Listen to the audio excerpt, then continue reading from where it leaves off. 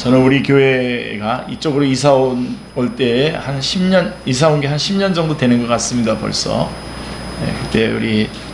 그때 제가 하나님 앞에 기도했었던 것들이 있었는데요. 오늘 한번 다시 네 가지 간절히 회복되기를 원하는, 우리 축제교회가 간절히 회복되기를 원하는 것 네 가지가 있는데요. 첫 번째가 뭐냐면 개인 기도의 회복입니다. 개인 기도의 회복.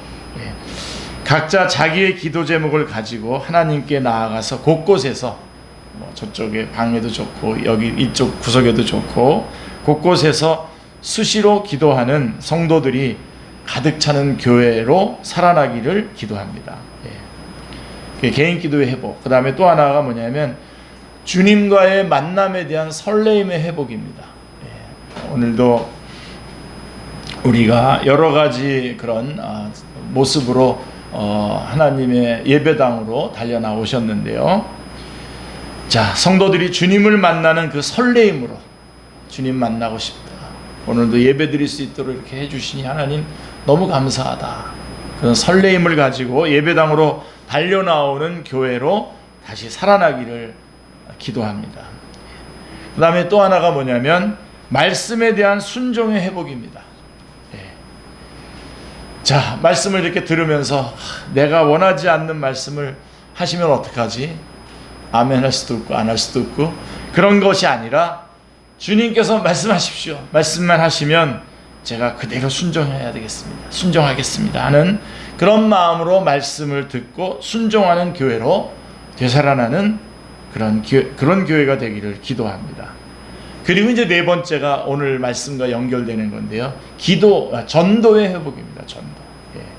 이 코로나19의 이 상황이 가장 지독한 게 뭐냐면 전도를 미루게 만들어요. 전도를 못하게 만들어요. 자, 오늘 말씀을 통해서 우리 교회가 전도하는 교회로 되살아나기를 기도합니다. 자, 존 스토트라고 하는 목사님이 계십니다. 웬만하면 제가 여러 번 여러분에게 소개했기 때문에 잘 아실 텐데요. 복음주의적 기독교 형성에 있어서 세계적으로 지대한 영향을 미친 영국의 유명한 신학자면서 목회자이십니다. 그분이 쓴 책 가운데에 복음 전도를 주제로 한 책이 있는데 원 제목이 Our Guilty Silence입니다. 그게 원 제목인데요. 직역을 하면 우리의 죄스러운 침묵이라고 할 수 있겠죠. 이 책을 한국말로 번역하신 그 번역자는 이렇게 번역을 했습니다. 그 책의 제목을 전도하지 않는 죄라고 이렇게 번역을 했습니다. 전도하지 않는 것이 죄다. 이 표현은 아마도 오늘을 살아가는 그리스도인들에게 있어서는 별로 실감이 나지 않는 타이틀일 수 있습니다. 왜냐하면 우리는 전도한다, 선교한다 그러면 우리 교회는 조금 다릅니다만은 그것은 아주 소수의 교회에 출석하는 사람들 가운데서 아주 소수의 열심히 특심한 그런 예외적인 성도들에게만 해당되는 것이라고 생각하는 것이 보편적인 의식으로 팽배해 있기 때문입니다. 선교는 선교사님으로 나갈 그런 사람들이나 하는 거고, 전도는 전도사님이 해야 되고, 우리는 거기에 관심이 없다. 그래서 우리는 주일 예배를 드린다든지 헌금을 드린다든지 그 다음에 봉사를 한다든지 이 정도만 하면 평균적인 그리스도인은 된다는 생각을 갖고 살고 있습니다. 자, 그러나 여러분 한번 생각해 보죠. 만약에 우리의 이웃들이 지금 먹을 양식이 없어서 계속 죽어가고 있다고 한번 가정해 보십시오. 그런데 나는 그런 식량의 문제를 확실하게 해결할 수 있는 해결책을 가지고 있어요. 그리고 그 식량이 있는 곳을 알아요. 분명히 알고 있어요.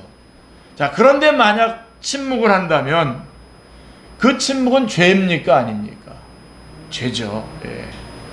그것은 거의 살인 방조죄의 차원에 속한다고 할 수가 있습니다. 자, 오늘 본문에 그런 이야기가 나옵니다. 여러분들이 우리 같이 제가 본문을 읽어드릴 때 여러분들이 그렇게 많이 파악하셨겠습니다만은, 자, 엘리사 선지자 시대 때에 엘리사 선지자가 활동하던 시대입니다. 이스라엘과 사마리아 땅에 극심한 기근이 들었죠. 그래서 설상가상으로 기근이 들었는데 거기에다가 북쪽의 시리아, 당시에는 이제 아람이죠. 지금의 시리아인데 아람이라고 불려졌는데 시리아가 쳐들어옵니다. 쳐들어와서 사마리아 성읍을 완전히 포위해버리고 맙니다. 그러니까 식량 공급의 통로가 차단이 되고 만 것입니다. 기근에다가 식량 공급의 통로가 차단되었으니 먹을 수 있는 방법이 없습니다. 이런 급한 상황 속에서 오늘 본문에 들어가기 직전에 보면 열왕기 하 6장에 보면요, 마지막 부분에 보면 사마리아 성읍 사람들은 심지어 어린아이를 잡아먹기 시작했다고 말합니다. 예. 제가 어렸을 때 이 말씀 들었을 때 아무리 이런 애를 잡아먹을까 그랬는데요. 뭐 몇 년 전, 한 뭐 10년도 좀 지났습니다만 그때 북한에 대한 리포트들을 보면 이런 일들이 실제로 있었던 것들이 확인되고 있는 것을 보게 됩니다. 그냥 보면 이거 아주 심각한 상황인 거죠. 그리고 이때 성문 곁에 나병 환자 4사람이 거기 있었다는 겁니다. 그들은 뭐 이래 주거나 저래 주거나 마찬가지라고 생각하고 죽기를 각오하고 적군의 캠프로 달려갔습니다. 그런데 적군의 캠프에 가보니까 적군이 다 퇴각해버린 겁니다. 그리고 거기에서 식량이 산더미처럼 쌓여 있는 것을 놀라운 기적적인 장면을 보게 됩니다. 자, 이게 어찌된 양식입니까? 그래서 그들은 먹고 마시고 실컷 즐겼습니다. 그러다가 갑자기 동시에 이 4명의 나병 환자들이 막 실컷 먹고 즐기다가 갑자기 동시에 똑같은 생각을 한 거예요. 그게 뭐죠? 자, 우리 주변에 이렇게 수많은 사람들이 죽고 있는데 우리만 먹고 마시고 즐기면 되겠냐? 라고 하는 생각을 한 겁니다. 괜찮은 사람들이죠?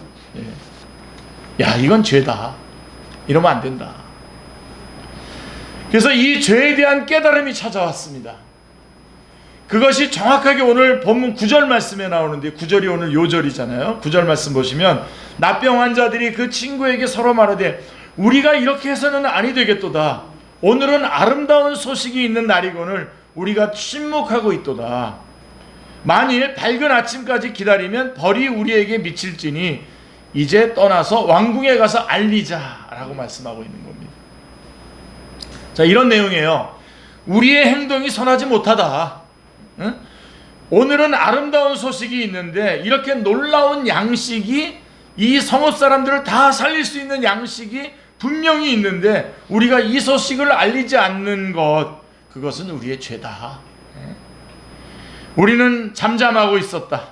내일 아침까지 기다린다면 오늘 밤에도 수없이 많은 사람이 죽어갈 텐데 먹지 못해서 우리의 침묵은 죄다. 이제부터라도 나가서 이 소식을 알리자. 이게 전도라는 겁니다. 지금 이 얘기를 하려고 하는 거예요. 자, 물론 오늘의 본문은 육체적인 굶주림에 대한 이야기입니다. 그러나 오늘날 육체적 굶주림 이상으로 영적인 굶주림이 이 지구촌을 황폐화시키고 있습니다. 그리스도인들은 어느 시대나 이중적 책임을 가지고 있습니다. 이중의 미션이 있는 거죠. 자, 기독교가 존재하는 2가지 중요한 미션이 있습니다. 우리 그리스도인들은, 그리고 우리 교회는 이 2가지 미션을 가지고 있는 겁니다. 하나는 사회적 책임입니다. 소셜 미션입니다. 사회적 미션, 사회적 선교라고 할 수 있는데요. 이건 창세기 1장 26절부터 28절에 우리를 하나님의 형상으로 지으시고 생육하고 번성하고 땅에 충만하라고 하시는, 이것은 배고픈 사람, 소외된 사람을 우리가 절대로 그대로 두고 볼 수 없다는 것이죠. 구제의 책임, 사회봉사의 책임이 분명히 교회적 책임으로 존재하고 있습니다. 이 굶주림에 관한 이런 부분들, 이것은 육체적인 굶주림에 대한 대답입니다. 그리고 또 하나가 뭐냐면 복음전도의 미션입니다. 복음전도의 책임이죠. 중요한 책임입니다. 사회적 책임보다 훨씬 중요한 기독교가 존재하는 제1차적 사명이 바로 이 복음전도의 책임입니다. 사도행전 1장 8절에 성령이 너에게 임하시면 너희가 권능을 받고 예루살렘과 온 유다와 사마리아와 땅끝까지 이르러 내 증인이 되리라고 하시는 그 말씀입니다. 이것은 영적 굶주림에 대한 대답입니다.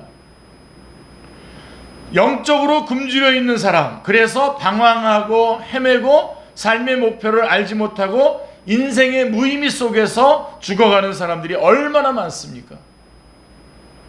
이 영적인 굶주림에 대한 하나님의 그 해답의 책임이 우리에게 있다는 것입니다. 예수님은 이 땅에 계실 때 이 두 가지 책임을 다 감당하셨죠. 기억나시죠? 자, 오병이어의 기적을 여러분 잘 아시죠? 수많은 사람들이 모여서 예수님의 말씀을 듣고 있습니다. 저녁이 됩니다. 사람들이 굶주리고 있었습니다. 이때에 제자들이 나와서 이렇게 말합니다. 마태복음 14장 15절 말씀에 보면 저녁이 되매 제자들이 나와 이르되 이곳은 빈들이요 때도 이미 저물었으니 무리를 보내어 마을에 들어가 먹을 것을 사 먹게 하소서라고 이렇게 말씀하고 있습니다. 이때에 예수님께서 굉장히 재미있는 말씀을 하시는데요. 마태복음 14장 16절 말씀을 보시면 예수께서 이르시되 갈 것 없다 너희가 먹을 것을 주라 이렇게 말씀하고 있습니다. 너희가 먹을 것을 주라. 그리고는 예수님께서 기적을 행하십니다. 다시 말하면 예수님은 그들의 육체적인 필요를 구체적으로 채워주신 겁니다. 절대로 우리 주님 육체적인 필요를 외면하시지 않으시는 분이십니다. 자, 그런데 예수님께서 하신 일이 거기에서 끝난 것이 아닙니다. 거기서 끝나지 않습니다. 자, 이 기적 사건이 있은 후에 오병이어의 기적 사건이 있은 후에 많은 사람들이 예수님을 따라오고 있었는데 기적을 행하고 나니까 구경꾼들이 많을 수밖에 없습니다. 따라오는 사람들을 보고 예수님께서 이렇게 말씀하십니다. 도전을 하시는 거죠. 요한복음 6장 26절에 보시면 예수께서 대답하여 이르시되 내가 진실로 진실로 너희에게 이르노니 너희가 나를 찾는 것은 표적을 본 까닭이요 떡을 먹고 배부른 표적을 본 까닭이 아니요 떡을 먹고 배부른 까닭이로다 라고 이렇게 말씀하고 있습니다. 자, 그러니까 너희들은 지금 육체적인 필요를 지금 추구하면서 나를 따라오고 있다는 것이죠. 그리고 또 이런 말씀을 하셔요. 그래서 요한복음 6장 27절에 앞부분에 보시면 썩을 양식을 위해서 일하지 말고 영생하도록 있는 양식을 위하여 하라 라고 이렇게 말씀하고 있습니다. 그리고 그 다음에 결정적으로 중요한 말씀을 하시는데 우리가 잘 아는 요한복음 6장 35절의 말씀입니다. 예수께서 이르시되 나는 생명의 떡이니 내게 오는 자는 결코 줄이지 아니할 터이요 나를 믿는 자는 영원히 목마르지 아니하리라. 요한복음 6장 35절 말씀 중요한 말씀인데 이게 생명의 떡인데 지난번에 필리핀에 갔더니 이 생명의 떡이라고 그러지 않고 이렇게 번역을 하더라고요. 인생의 빵 이렇게 번역하니까 좀 확실히 확 달라지더라고요. 근데 생명의 떡이십니다. 그래서 예수님은 인간의 영적인 굶주림에 대해서 그들의 목마름을 해결하고 그들의 방황을 해결할 수 있는 구체적인 주님이십니다. 그래서 예수님이 생명의 떡이라고 여러분 믿으십니까? 예. 예수님이 목마른 사람들의 생수라고 여러분 믿으십니까? 예. 우리 주변에 얼마나 많은 목마른 사람들이 있습니까? 그리고 영적으로 죽어가는 사람들이 얼마나 많습니까? 예. 그런데 우리는 생명의 떡을 가지고 있어요. 우리 주변에는 목마른 사람들이 많고 영적으로 죽어가는 사람들이 많은데 우리는 생명의 떡을 가지고 있고 이 생명의 떡이 누군지를 알고 있습니다. 그리고 그들의 문제를 해결할 수 있는 해답이 무엇인지 알고 있습니다. 예, 우리는 많은 얘기를 하고 많은 문제를 제기하고 기후가 어떻고 이렇게 저렇고 얘기하지만 문제는 뭐냐면 성령님께서 임하셔서 그들이 예수님을 구주로 믿으면 해결이 되는 겁니다. 자, 이렇게 우리는 그 생명의 떡을 가지고 있고 그 떡이 누군지를 알고 있고 문제를 해결할 수 있는 해답을 알고 있습니다만은 그럼에도 불구하고 우리 주변에 죽어가는 사람들을 바라보면서 침묵한다면 이것은 죄입니다. 이것은 죄입니다. 이것이 바로 전도하지 않는 죄입니다. 자, 그래서 우리가 중요한 것은 그럼 어떻게 이런 죄를 짓지 않을 수 있겠습니까? 전도하지 않는 죄를 어떻게 하면 짓지 않을 수 있을까요? 어떻게 전도하지 않는 죄를 극복하고 하나님이 기뻐하시는 삶을 살 수 있겠습니까? 자, 오늘 본문을 보면 4명의 납병 환자가 자신들의 문제를 해결했을 뿐만 아니라 남의 문제를 해결하는 사람으로 쓰임을 받지 않습니까? 그들이 전도자가 되는 거죠.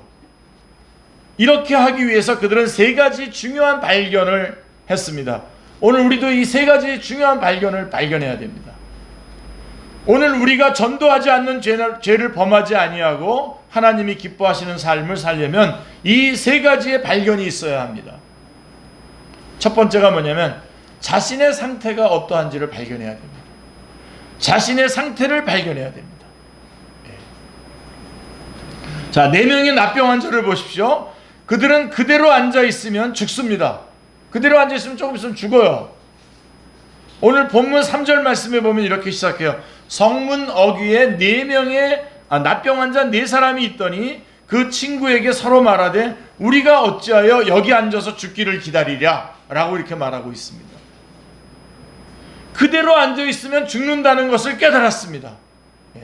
이걸 깨달아야 됩니다. 먼저.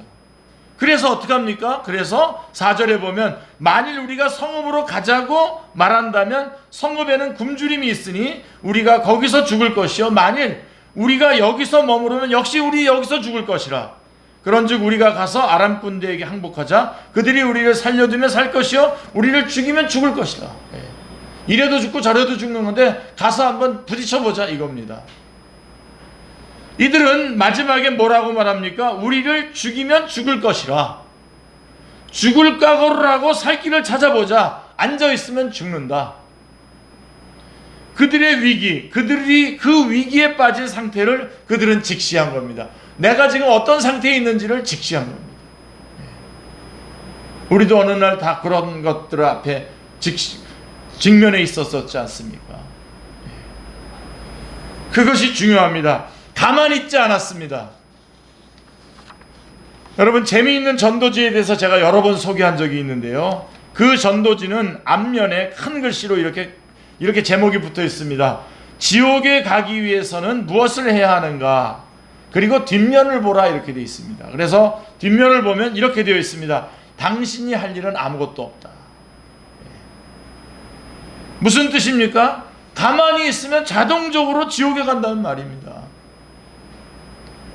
사람들은 죄인입니다. 이 죄는 하나님의 진노를 피할 수 없습니다. 가만히 있으면 지옥에 갑니다.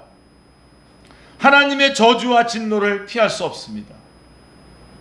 그런데 중요한 것은 사람들이 이러한 자기의 영적인 위기를 깨닫고 있느냐 하는 것입니다. 영적인 위기를 깨닫지 못합니다. 괜찮다고 생각합니다. C.S. 루이스는 말합니다. 오늘날 우리 시대를 가리켜서 구도정신을 상실한 시대라고 날카롭게 지적하고 있습니다. 사람들이 무엇을 찾으려고 하지 않습니다. 자기의 영적 위기를 알지도 못하고 거기에서 빠져나가기를 위해서 진지하게 진리를 찾는 사람들이 없습니다. 구도정신을 상실하고 말았습니다. 그런데요, 이것은 오늘날 교회에도 마찬가지입니다. 교회에 왔다 갔다 하는 사람들은 많지만 최대의 문제는 예배당에 드나드는 사람 가운데에 너무나 많은 사람들이 명목상의 그리스도인에 불과하다는 것입니다. 이름뿐인 그리스도인들이 너무 많습니다. 거듭남 체험이 없습니다. 구원을 모릅니다. 예수님을 만난 적이 없습니다. 인생이 뒤집어지고 변화된 그런 체험이 없습니다. 그러니 이런 사람이 전도를 하겠습니까? 교회는 나오지만 전도는 안 합니다. 아니, 못합니다. 왜 전도 못합니까? 내가 예수님을 만난 적이 없습니다. 내가 구원받은 적이 없습니다. 내 속에 하나님의 생명이 없습니다. 내 인생이 변화된 체험이 없습니다.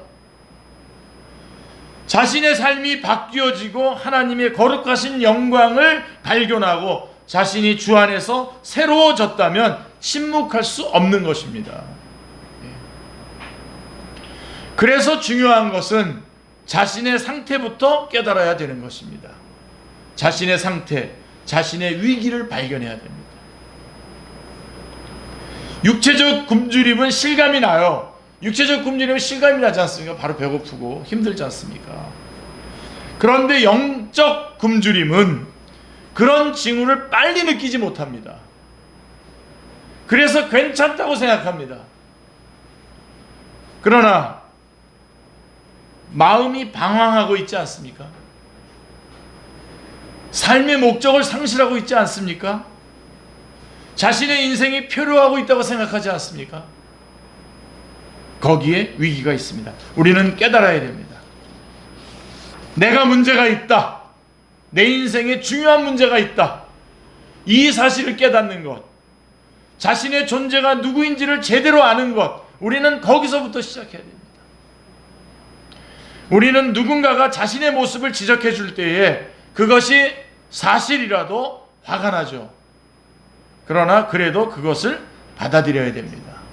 전도란 당신은 죄인입니다. 그것을 알려주는 것입니다. 자, 그래서 우리는 전도하지 않는 죄를 범하지 않으려면 먼저 우리가 죄인이라고 하는 사실을 깊이 깨달아야 됩니다. 당신은 죄인입니다. 그리고 죄의 싹은 사망이고 그대로 살면 지옥에 갑니다. 그것을 알려줘야 됩니다. 그 사실을 알려줘야 됩니다. 이 사실을 전할 때에 이것은 내가 알려줄 뿐만 아니라 내가 이 사실을 전할 때에 내가 말하지만 성령님께서 거기에 성령님이 역사하셔서 그 사람이 깨닫습니다. 정말 나는 죄인이다. 그리고 하나님의 진노를 피할 수가 없다. 큰일 났다. 이 영적 위기 상태를 발견하는 것이 인간 변화의 시작입니다. 자신의 상태를 발견하십시오. 이것이 첫 번째로 발견해야 하는 일이고요. 그 다음에 두 번째로 발견해야 되는 것이 하나님의 은혜를 발견해야 됩니다. 참 이 말씀 준비하고 다시 여러분들에게 말씀을 전할 때에 이 부분에서 눈물이 많이 납니다. 하나님의 은혜를 발견해야 됩니다. 오늘 보면 5절 말씀을 보세요. 자, 4명의 납병 환자가, 잘 보세요. 아람진으로 가려고 해서 해질 무렵에 일어나 아람 진영 끝에 이르러서라고 5절이 말씀하고 있는데요. 6절에 보면, 그리고 5절 이하에 보시면 두 가지 사건이 발생합니다. 적군들이 다 후퇴했어요. 적군들이 다 후퇴하고 가버렸어요. 네? 그리고 두 번째는 먹을 것, 마실 것, 입을 것 다 싸놓고 금과 은까지 거기다 다 놔두고 갔어요. 자, 그런데 여러분, 누가 이런 일을 했습니까? 6절에 보세요. 6절에 뭐라고 되어 있습니까? 이는 주께서 아람 군대로 병거 소리와 말소리와 큰 군대의 소리를 듣게 하셨으므로 아람 사람이 서로 말하기를 이스라엘 왕이 우리를 치려하여 햇사람의 왕들과 애굽 왕들에게 값을 주고 그들을 우리에게 오게 하였도다 하고, 이 사람들이 오판을 한 거예요. 오판을 해가지고 다 그냥 다 놔두고 급하게 다 도망간 거예요. 누가 이렇게 하셨다고요? 주께서 하셨다는 겁니다. 제일 중요한 단어가 주께서입니다. 주께서 아람 군대로 하여금 막 병거가 몰려오는 소리를 듣게 했습니다. 주께서 하신 일입니다. 주께서. 그리고 7절 8절 말씀을 보시면요, 해질 무렵에 일어나서 도망하되 그 장막과 말과 나귀를 버리고 진영을 그대로 두고 목숨을 위하여 도망하였습니다. 그 납병 환자들이 진영 끝에 이르자 한 장막에 들어가서 먹고 마시고 거기서 은과 금과 의복을 가지고 가서 감추고 다시 와서 다른 장막에 들어가 거기서도 가지고 가서 감추니라. 그대로 놓아두고 갔습니다. 먹을 것, 입을 것이 풍성하게 쌓여 있었습니다. 누가 하신 일입니까? 주께서 하신 일이라고 6절은 분명하게 말씀하고 있습니다. 우리가 두 번째로 깨달아야 되는 것은 바로 이 두 번째입니다. 복음의 가장 본질적인 메시지가 뭐냐면 구원의 사건을 생각해보세요. 복음의 가장 본질적인 메시지, 구원의 사건을 생각해 보십시오. 구원은 누가 이루신 것입니까? 하나님께서, 주께서 하신 것입니다. 그래서 우리는 복음을 뭐라 그러죠? 하나님의 복음이라고 말씀하고 있는 것입니다. 구원은 내가 행하는 무엇이 아닙니다. 내가 착한 일 많이 했기 때문에 구원 얻는 것이 아닙니다. 내가 할 수 있다면, 여러분, 우리가 할 수 있는데 예수 그리스도를 보내실 필요가 없죠. 하나님께서. 나의 최선도 하나님 앞에 서기에는 여전히 부족합니다. 하나님이 하셨습니다. 그렇죠? 내가 자랑하는 정의도 그분 앞에서는 걸레 조각에 지나지 않습니다. 내가 나를 구원할 수 없었기 때문에 하나님은 예수 그리스도를 보내시고 그는 우리의 허물과 죄를 십자가에서 담당하시고 그리고 보배로운 피를 흘리시고 돌아가셨습니다. 예수님은 그 고통의 절정에서, 십자가의 절정에서 이렇게 외치셨습니다. 다 이루었다라고 말씀하고 있습니다. 요한복음 19장 30절에 다 이루었다고 말씀하고 있습니다. 그때의 구원은 완성된 것입니다. 그리고 하나님은 구원을 우리에게 선물로 주십니다. 값없이 선물로 주십니다. 구원은 선물입니다. 에베소서 2장 8절에 보십시오. 너희가 그 은혜를 인하여 믿음으로 말미암아 구원을 얻었나니 이것은 너희에게서 나는 것이 아니요 하나님의 선물이라 말씀하고 있습니다. 그리고 그 다음에 2장 9절에 에베소서 2장 9절에 뭐라고 합니까? 행위에서 난 것이 아니니 이는 누구든지 자랑하지 못하게 함이라 라고 말씀하고 있습니다. 구원은 주께서 이루어 놓으신 것입니다. 우리는 단순히 선물로 받습니다. 그런데 주님께서 우리를 구원하실 때에 간신히 구원만 받게 하신 것이 아닙니다. 지옥만 면하게 하신 것이 아닙니다. 가까스로 구원을 받았다? 이게 아닙니다. 우린 가까스로 구원받은 게 아닙니다. 우리가 주님 앞에 올 때에 우리가 받은 구원, 우리가 누리는 구원, 그 구원 안에는 풍성한 삶이 있습니다. 풍성한 삶. 그거를 우리가 요한복음 10장 10절 말씀해 보세요. 그 안에는 도둑이 오는 것은 도둑질하고 죽이고 멸망하는 것뿐이요 내가 온 것은 양으로 생명을 얻게 하고 더 풍성히 얻게 하려 하는 것이라 라고 말씀하고 있습니다. 자, 우리 그 구원 안에는 내 인생이 변하고 기쁨과 평안과 그리고 삶의 목적과 의미를 누릴 수 있는 풍성한 삶이 준비되어 있습니다. 내가 온 것은 양으로 생명을 얻게 하고 더 풍성히 얻게 하려는 것이라, 생명을 얻게 하고 더 풍성히 얻게 하려 하시는 것이다 라고 하는 것입니다. 누리시길 바랍니다. 이걸 아셔야 됩니다. 생명을 얻게 하고 더 풍성히 얻게 하려는 것이라. 할렐루야. 더 풍성한 생명을 주십니다. 풍성하게 주십니다. 우리가 에베소서를 공부해 보면 두 가지 단어가 계속해서 반복적으로 나오는데요, 풍성과 충만입니다. 풍성과 충만. 에베소서는 풍성하고 충만한 책입니다. 하나님의 부여, 풍성한 삶을 소망하시면 한번 에베소서를 여러분 공부해 보시기 바랍니다. 제가 중국에 가서 에베소서 이렇게 한 주간에 다 띄고 오고 그러는데요, 굉장히 귀합니다. 말씀이 그 안에. 하나님은 그의 영광에 있어서 풍성하시고요, 우리를 긍휼히 여기심에 있어서 풍성하시고요, 우리를 사랑하시는 것에 있어서 풍성하시고요, 우리를 위해서 풍성하신 것들을 준비하시는 놀라운 분이십니다. 하나님이 그러신 분이십니다.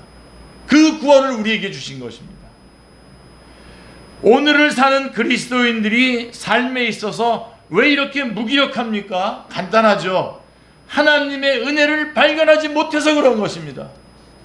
우리는 우리의 처지를 발견해야 되고, 또 하나 중요한 것은 두 번째로 우리 하나님의 은혜를 발견해야 됩니다. 그 은혜를 체험하지 못해서 그런 겁니다. 하나님께서 우리를 위해 준비한 그 놀라운 하나님의 은혜를 한 번만 맛보면 미칩니다. 삶이 달라집니다. 하나님의 은혜를 발견하면 이 은혜를 체험한 사람들, 그래서 그들은 이런 노래를 부르죠. 아, 하나님의 은혜로 있을 데 없는 자 왜 구속하여 주는지 난 알 수 없도다. 나 같은 죄인 살리신 주 은혜 놀라워라고 찬송을 부르게 되는 것입니다. 주님은 우리의 삶을 위해서 놀라운 은혜를 준비했습니다. 그런데 문제는 이 은혜가 안 보입니다. 이런 은혜를 얘기하면 그런 게 있나? 뭐 교회 나가봐야 그저 그렇던데, 아직 하나님의 은혜를 몰라서 그런 것입니다. 보지 못해서 그렇습니다. 그런 사람이 본문에도 한 사람 나오죠. 여러분, 아까 제가 본문 읽어드릴 때 여러분 혹시 주목해 보셨나요? 1절 말씀에 보면 엘리사가 이르되 이렇게 말해요. 여호와의 말씀을 들을지어다. 여호와께서 이르시되 내일 이맘때에 사마리아 성문에서 고운 밀가루 한 스아를 한 세겔로 매매하고 보리 두 수아를 한 세겔로 매매하리라 하셨느니라. 이렇게 말씀하고 있어요. 이게 무슨 말입니까? 지금 기근인데 내일 아침 성중에는 음식이 쌓일 것이고 그 음식이 아주 저렴한 가격으로 공급될 것이다 라고 하는 것입니다.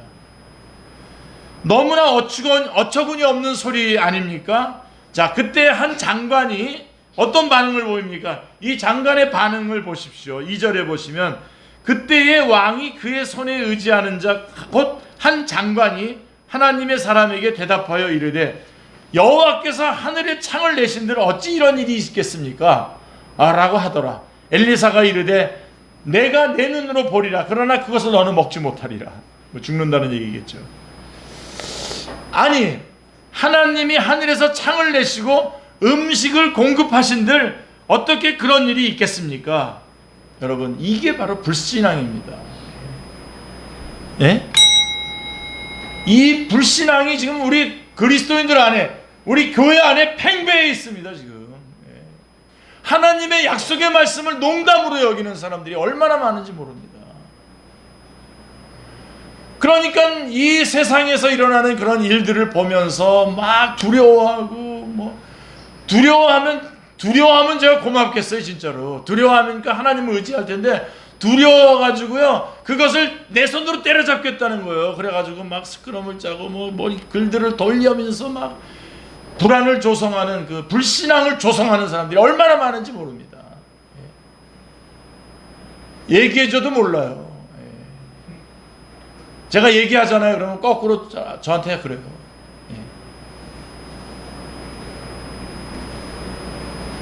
무슨 일을 갖다 잠깐만 이념으로 나누어가지고 말이에요.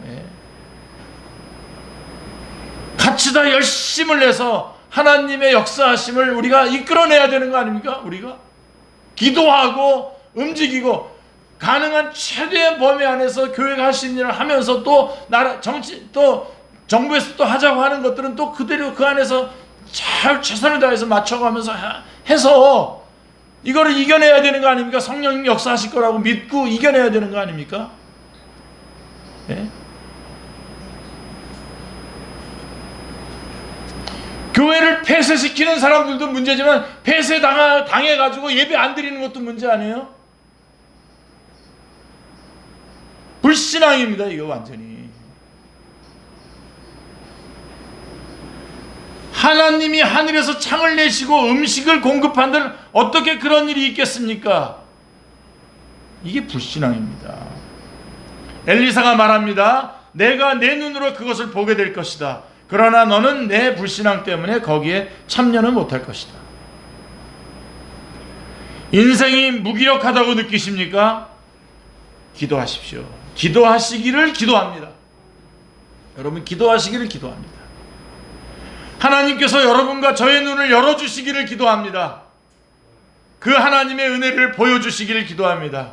여러분, 지금 여러분들이 불안해하고 두려워하고 혹시 염려하고 있는 일이 있다고 한다면 그것이 어떤 문제든지 그것은 문제가 거기에 있는 것이 아니라 여러분들이 하나님을 믿지 못하고 그 하나님의 은혜를 보지 못하기 때문에 일어나는 일입니다. 지금 그거를 보시라고요.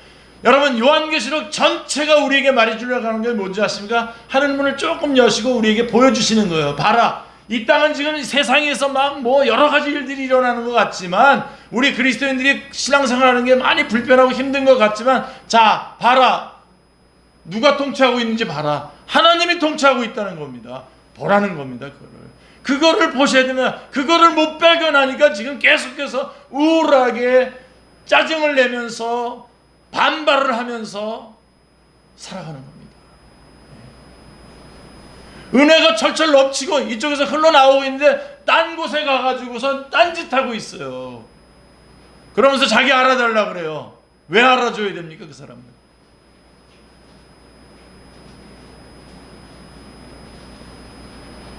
기도하십시오. 하나님의 은혜를 보여주시기를 기도하시길 바랍니다. 그 풍성한 은혜, 그 충만한 은혜, 그 놀라운 하나님의 은혜, 나를 위해서 예비된 하나님의 드라마, 하나님의 은혜, 하나님의 사랑, 하나님의 샬롬, 그 놀라운 삶을 보여주시기를 기도합니다. 하나님의 은혜를 발견하십시오. 그러면 인생이 달라집니다. 자, 그리고 우리 하나 더 발견해야 돼요. 조금 오늘 약간 시간이 좀 오버되는데요. 이웃의 필요를 발견해야 됩니다. 자, 나 자신을 발견해야 돼요. 나 자신의 상태를 발견해야 되고, 하나님의 은혜를 발견해야 되고, 그 다음에는 이웃의 필요를 발견해야 됩니다. 전도하지 않는 죄를 범하지 않으려면 우리는 먼저 자신의 상태를 발견하고, 다음으로 하나님의 은혜를 발견하고, 세 번째로 이웃의 필요를 발견해야 됩니다. 이웃들의 필요, 이 4명의 납병 환자는 처음에 자신의 필요를 가지고 출발했어요. 아, 우리가 이대로 있다가 앉아있다가 죽는다, 배고프다. 그들은 드디어 양식을 찾았고 먹고 마시고 즐겼습니다. 그러나 그 순간 그들은 또 하나의 발견을 했습니다. 우리가 이렇게 먹고 있는 순간에 내 이웃들은 죽어가고 있지 않느냐. 내가 먹는 양식이 내 이웃들에게도 필요하다. 이웃들의 필요를 발견했습니다. 여기까지 가지 않으면 여러분 그리스도인 아닙니다. 그리고 어떻게 외칩니까? 9절에 오늘 본문 요절이죠. 납병 환자들이 그 친구들에게 서로 말하되 우리가 이렇게 해서는 아니 되겠도다. 오늘은 아름다운 소식이 있는 날이거늘 우리가 침묵하고 있도다. 만일 밝은 아침까지 기다리면 벌이 우리에게 미칠지니 이제 떠나 왕궁에 가서 알리자 라고 말씀하고 있는 것입니다. 밝은 아침까지 기다리고 또다시 우리의 이웃들이 죽어간다면 그것은 자신들의 책임이라고 말하고 있는 것입니다. 우리 중에 많은 사람들이 한평생 자기의 필요한 것, 그 필요를 붙들고 몸부림치면서 살아간다는 것입니다. 기껏해야 자기 자식들의 필요를 채워주면서 직장 생활하고 사업하다가 죽습니다. 뭐 그런 것이 나쁜 거라고 말하는 것이 아닙니다. 그러나 우리 안에는 한 번도 자기라고 하는 인생의 한계를 벗어나지 못하고 이 넓은 세계를 보지 못하고 이웃의 필요를 발견하지 못한 사람들이 얼마나 많은지 모릅니다. 자, 여러분 이 4명의 납병 환자들의 그 발걸음과 그 입술을 한번 여러분 보시길 바랍니다. 이 납병 환자들이 이 소식을 전하기 위해서 뛰어갔을 것입니다. 성중에 가서 이 아름다운 소식을 전했습니다. 이 납병 환자들은 사람들과 가까이 할 수 없는 사람입니다. 그러나 그들은 뛰어갔습니다. 그래서 아름다운 소식을 전합니다. 여러분 놀라운 소식이 있습니다. 저기 바깥에 나가면 아람 진영의 적군들은 물러갔고 거기에 여러분의 양식이 있습니다. 여러분의 구원이 있습니다. 여러분의 생명이 있습니다. 드디어 사람들이 가서 음식을 먹습니다. 그 광경을 봤을 때 이 4명의 납병 환자들은 뭘 느꼈겠습니까? 소식을 들은 사람들이 먹기만 했겠습니까? 배불리 먹은 다음에 그렇구나, 이 소식을 알려준 사람들이 얼마나 감사한가. 그리고 그들은 먹고 배부른 다음에 다시 그 성을 재건하는 일을 시작했을 것입니다. 새로운 역사가 그 사마리아 성에 시작이 되었을 것입니다. 이 놀라운 변화를 위해서 하나님이 쓰신 사람이 누구라고요? 4명의 납병 환자들입니다. 납병 환자들. 왜 하나님이 그 시대에 4명의 납병 환자들을 썼겠습니까? 지금도 그렇습니다만은 그 당시의 납병 환자는 거의 죽은 자와 같은 절망적인 사람입니다. 이 병은 불치병입니다. 버림받은 사람들입니다. 그런데 이 버림받은 사람들을 쓰임받게 했다는 것이죠. 이 버림받은 사람들이 쓰임을 받았다는 것입니다. 예. 그러니까 우리 안에 그 누구도 이 일을 함에 있어서 그 누구도 핑계댈 수 없는 것을 분명하게 말씀해주고 있는 것입니다. 우리가 아주 열악한 상황, 최악의 상황에 있다고 하더라도 이 놀라운 소식을 전하는 일만큼은 누구도 예외가 될 수 없다라고 하는 것이죠. 나도 쓰임을 받는다. 최악의 버림받은 사람이 쓰임을 받는 감격. 우리가 전한 아름다운 소식을 듣고 저 성중의 사람들이 소망을 찾았다는 이 감격, 쓰임받는 인생. 예. 이 납병 환자들이, 이 버림받았던 사람들이 쓰임을 받을 수 있었다면 여러분과 저도 쓰임받을 수 있지 않겠습니까? 아멘. 예. 그들의 보람을 생각해 보십시오. 우리가 쓰임을 받는다. 예. 저 친구 한 명이 있는데요. 예. 뭐 나이가 많이 들어가지고 저 꼭 친구하자 그래서 제가 친구를 하는데요. 예. 어저께 갑자기 저를 찾아왔어요. 그래서 이제 월요일 날 되면 우리가 만나는데 월요일까지 못 기다리는 거예요. 저한테 옷을 2장 주고 싶어가지고 막 찾아온 거예요, 빨리.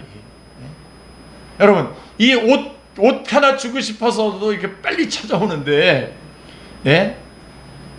이 말씀을 전하고 이 음식이 있는 곳을 알려주고 이것을 전했을 때에 그 전함을 받은 사람들이 그 문제에서부터 해결되는 그 모습을 보면서 얼마나 기뻤겠습니까? 이거로 여러분, 이 정도의 그런 감격이라면요, 내가 복음을 전했는데, 내가 전도했는데 그가 예수님 믿고 천국의 백성이 되고 그 안에서 살아가는 모습을 여러분이 본다면 평생토록요, 그거 하나만 가지고도요, 평생토록 여러분은 평강 가운데 주님 안에서 풍성한 삶을 살 수 있습니다. 그거를 여러분 만드셔야 돼요. 예. 자, 성중으로 뛰어가던 나병 환자들의 발걸음을 생각해 보십시오. 그들의 발걸음이 얼마나 가벼웠겠습니까?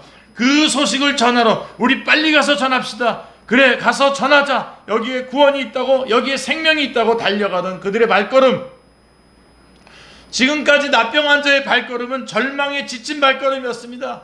예, 여기 가면 안 되지, 저기 가면 안 되지 그러면서 그 질질 끌면서 다녔던 그 발걸음이었지만 지금은 그런 발걸음이 아닙니다. 그들은 처음으로 아름다운 소식을 전하는 발걸음을 내딛는 것입니다. 할렐루야.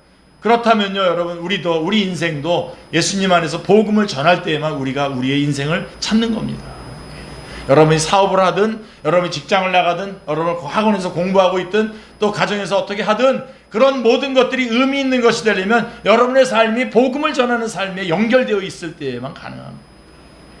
그 놀라운 사실을 여러분 꼭 붙잡으시길 바랍니다. 자, 그들은 처음으로 아름다운 소식을 전하는 발걸음을 내디딘 것입니다. 로마서 10장 15절 말씀에 보면 아름답도다 좋은 소식을 전하는 자들의 발이여라고 말씀하고 있습니다.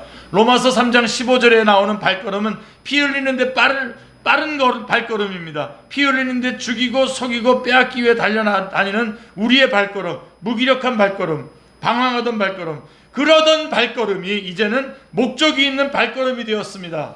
아름다운 소식을 전하기 위해서, 이웃들을 섬기기 위해서 찾아가는 우리들의 발걸음, 아름답도다 저들의 발걸음이요. 할렐루야. 또한 그들의 입술을 생각해 보십시오. 자, 나병 환자들의 입에서 지금까지 어떤 말이 나왔겠습니까? 인생을 한탄하는 자조적인 이야기, 입술을 열기만 하면 못 살겠다, 죽어버리자, 언제까지 이렇게 살아야 하냐 라고 했을 것입니다. 그런데 처음으로 이 나병 환자의 입술에 담긴 아름다운 메시지, 사람들을 살리는, 이웃들을 살리는 메시지를 전했습니다.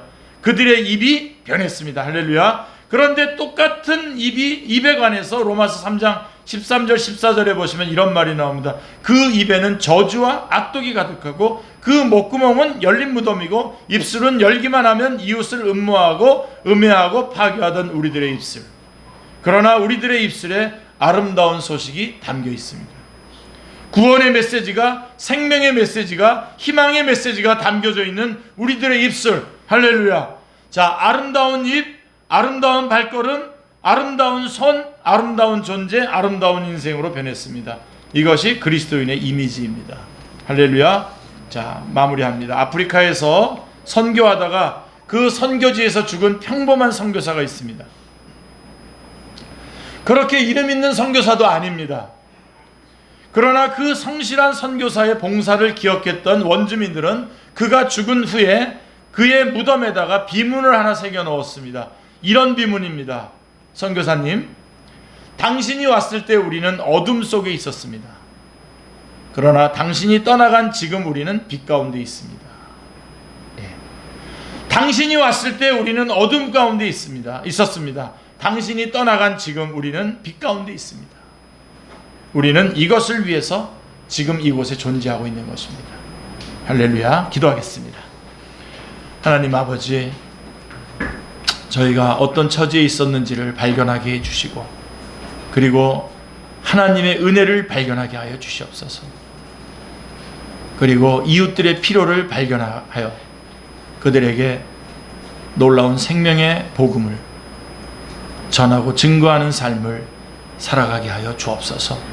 저희들이 전한 복음의 말씀을 통해서 어둠 가운데서 태어나서 어둠 가운데 살다가 어둠 가운데서 죽어가던 영혼들이 생명을 얻고 빛을 얻는 놀라운 역사가 일어나게 하여 주시옵소서. 감사드리오며 주 예수 그리스도 이름으로 기도드리옵나이다. 아멘.